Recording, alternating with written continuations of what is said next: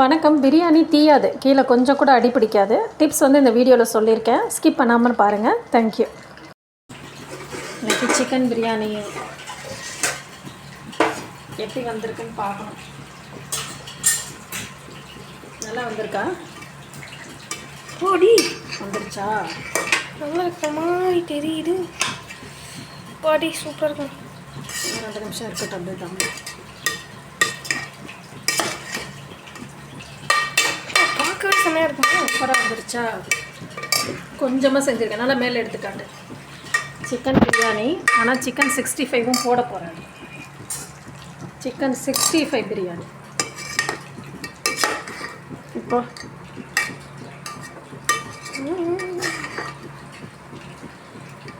Okay, எட்டி நல்லா காட்டேன், அழகாக காட்டு, உன் திறமையை காட்டு பாப்பா. அங்கே காட்டு. சிக்கன் 65 பிரியாணி.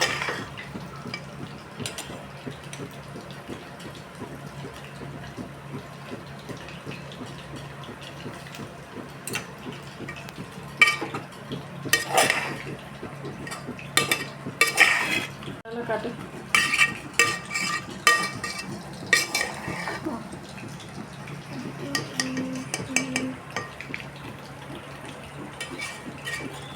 இவ்வளோதான். So biryani ready. என் பையன் என்னென்னமோ ஆட்டிலாம் வீடியோ எடுத்திருக்கான். ஆனால் இன்றைக்கி சண்டே சமையல் 65 பிரியாணி. சிக்கன் 65 பிரியாணி தம் போட்டு செஞ்சது.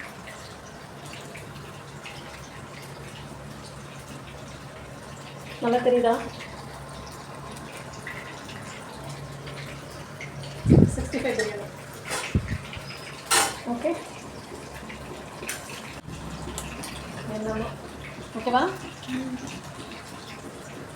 வீடியோ என்னமோ என் பையன் அப்படி ஆட்டி எடுக்கிறான். எப்படி இருக்கோ தெரியல. நல்லா என்கிட்ட திட்டு வாங்க போகிறான்.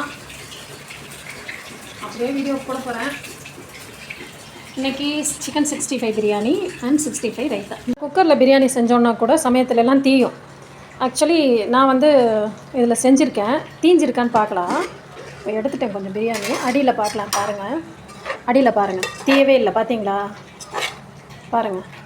ஏன் தீயலைன்னா, இது நம்ம ரைஸ்லாம் தாளித்து விட்டுட்டு கறி அது எல்லாமே எப்பயும் போல் நீங்கள் எப்படி வதக்குறீங்களோ அது மாதிரி இந்த மாதிரி கடாய் பாத்திரத்தில் வச்சு வதக்கிட்டு ரைஸையும் தண்ணி ஊற்றுறதுக்கு முந்தைய நான் ரைஸ் போட்டுட்டு ஒரு 2 நிமிஷம் அந்த கறி அந்த கிரேவி அதோடலாம் சேர்ந்து நல்லா கிளறிட்டு, அதுக்கப்புறமா இப்போ 2 கிளாஸ் ரைஸ் எடுத்திருந்தா 3 கிளாஸ் மட்டும் தண்ணி விட்டுருக்கேன்.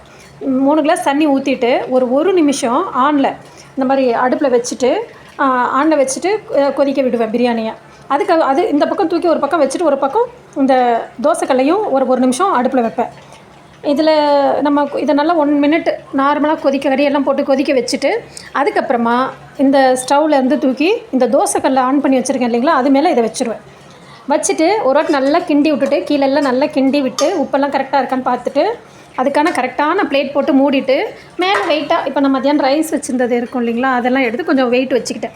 உங்களுக்கு எந்த ப்ராடக்ட்டை வெயிட்டாக மேலே வைக்கலாமோ அது கொஞ்சம் தட்டை வச்சு மூடிட்டு மேலே வெயிட் வச்சுட்டு சிம்மில் வச்சுடுங்க. ஒரு 10 நிமிஷம் சிம்மில் வச்சுட்டு, 10 இல்லை 15 நிமிஷம் நீங்கள் வச்சுருக்க அளவு பொறுத்து உங்களுக்கு தெரியும். சிம்லேயே வச்சுட்டு இந்த அடுப்பை வந்து சிம்மில் வச்சுட்டு நிறுத்திவிடுங்க. ஒரு 15 நிமிஷம் 10 நிமிஷம் கழித்து நிப்பாட்டிடுங்க.